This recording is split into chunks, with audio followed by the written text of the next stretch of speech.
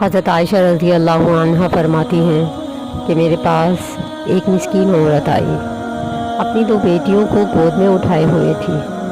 میں نے اسے 3 کھجوریں دی۔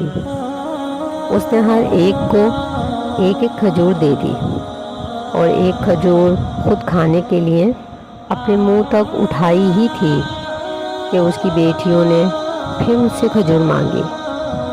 اس نے اس کھجور کے 2 ٹکڑے کیے جسے وہ خود کھانا چاہ رہی تھی، اور ایک ٹکڑا دونوں بیٹیوں کے منہ میں دے دیا۔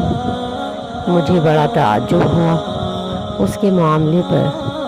میں نے اس کے اس فعل کا تذکرہ نبی صلی اللہ علیہ وسلم سے کیا تو آپ صلی اللہ علیہ وسلم نے فرمایا کہ بے شک اللہ تعالیٰ نے اس وجہ سے اس کے اوپر جنت واجب فرما دی۔